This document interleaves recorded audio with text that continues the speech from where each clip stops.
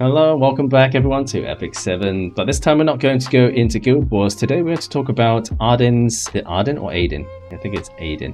Going to talk about Adin's, one of her quests. So what I'm talking about is down here. Let's go into adventure first. Next up on this map here, we have to go out. So once you've worked your way all the way through your story mode down to Natalon down here, the most recent one is up here in chapter 5. So let's go into Recluse's Forest. So we click on Awaken Adin. So this is how you level Adin up and actually improve her anyways, upgrade her. In the second section here, you'll have a, let me just bring up the screenshot. You'll have a mission here which is Contradicting Wills. Okay, it says to defeat Aria when buffed with Mana Overload in 5/9 Spring Shine with Adin. So in order to complete this mission, it was a bit weird for me anyway. So I tried several times before and I couldn't really figure it out, and there was no because it was like quite a new quest. I was very confused as to what to do. So what you do is come over here, you work your way all the way around to 5/9 here. Let's just make her run all the way.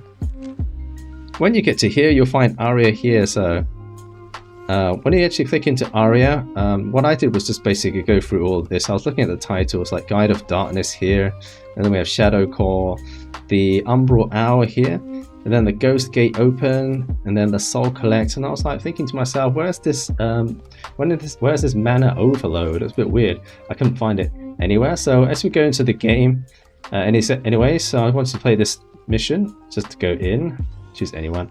I had to bring in a team with Adin on the team anyway, so the quest itself requires Adin to be in part of the team. Okay, so I chose Violet to be on the front lines because he's obviously good against water units, and then Adin there, who she needs to be.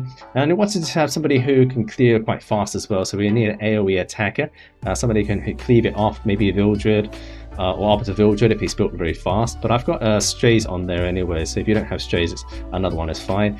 And now I've just got Tamarine on the side just to keep the sustenance on the team.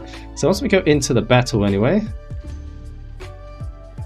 if you haven't done any of these missions, you've been new to it, you can actually work your way all the way up here and then down all the way to 5/10, and that's where you'll meet Aria.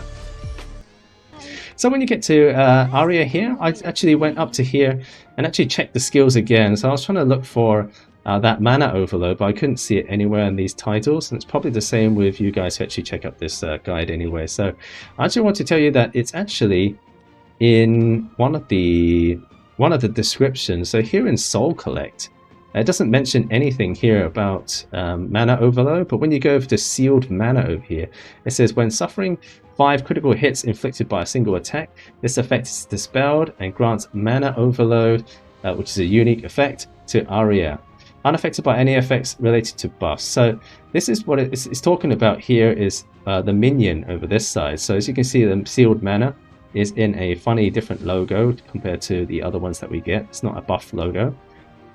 So it's here on the minion, so it's right there. And how you actually activate this is actually use 5 critical hits on this minion itself, and then it will actually dispel itself and then grant Mana Overload over to Aria, and that's what you need to basically work on. Okay, so he's just going to attack. It's not going to crit here, but if we bring like critical hit units, we need single attacks as well. We need 5 single attacks which are critical, so that's 1. And then we go on to maybe using just S1 again. So that's 2 critical hits, and then the dual attack, that was 3 critical hits on this bat. Okay, let's keep going.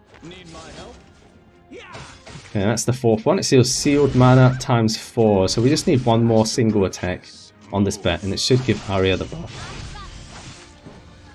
Oh, we missed. We missed. There we go. There we go. Okay, so it's applied itself the Mana Overload onto Aria now, so I'm not really sure how long this actually lasts for, but I think it actually lasts to the end of when you kill, or you die or they die. So I think it lasts to the end of the battle, so it's already on there. So this is how you get Aria with the buff itself. So let's go ahead and just finish the mission now. So it doesn't really matter if Adin dies halfway through. She can die if she's like on low equipment. You might not actually build her up, but if she's on low equipment, you can actually let her die, and it doesn't matter if your ally comes in to help, it will still complete the mission because she was part of the team to begin with.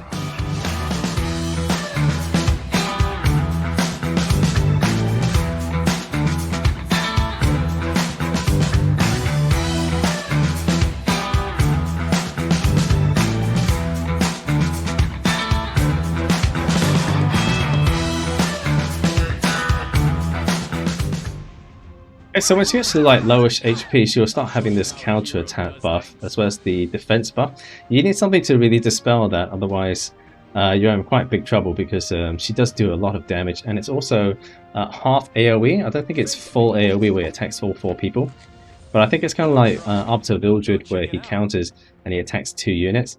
I think it's kind of like that. So you have to try and get rid of these buffs as soon as possible, or give her attack down. Just not there. So yeah, so as you can see, she attacks 2 units. Okay, so this end part, I think you just used Arki, to be honest. If we do Arki, I think it will do sufficient damage to kill her off. Okay, yeah, we're only missing a little bit of HP now. So if you save up your souls to the end part, when she does get the counter attack buff, I think it's better to use Arki and kill her off that way. So when she does go to low HP, as you can see, the buff is still there. So the mana overload buff is still applied to her, so you can just kill her off like normal. And there we have it. Once you have finished her off, you can do the rest of the mission. So I don't know if the route is just this route for the first run, and then the second run I think you can go get the chest and then go down here and clear this one. But for the first time, you're going to go down to here, and it will be blocked off there. You can just go and clear the portal this way. Okay, then after you've done that, the Awakened Adin will be down here with a little red dot, and that means you have completed that mission. Okay, so other than beating her here, if you can't actually beat her, if you think she's a bit too difficult to fight against, and she's like mowing down your units because of that counter attack set that she had at the end, you could possibly use some of these guidelines to help you out with what to build and how to take her out anyway. So this is my stray, this is why I've got him on. So he's on a very DPS set. So he's just there basically to clean out all the waves of enemies as fast as possible. He's actually got the Dispel on S2 as well. So if you have a unit which does sort of like an AoE attack or single attack, doesn't really matter actually. Anybody with a Dispel buffs on them is actually fine, so you can actually take off that counter attack or the debuff as well. So this is just my DPS strays, he's just on full attack. Next up, I think it would be probably best to put Violet on the front lines because he doesn't really get countered by any sort of water unit. So Aria is going to have a lot of troubles taking him out. So he's just built on a lifesteal set with penetration set. So you'd actually need the penetration set, you can just go with critical hit chance, is actually fine if you can't get the critical hit chance high enough. I've just got this on because it's my PvP set, which I use Violet to fight in arena teams. Next up was Adin, because we need her on the team to complete that mission. So she has to be in there, so it's probably best to just build her up.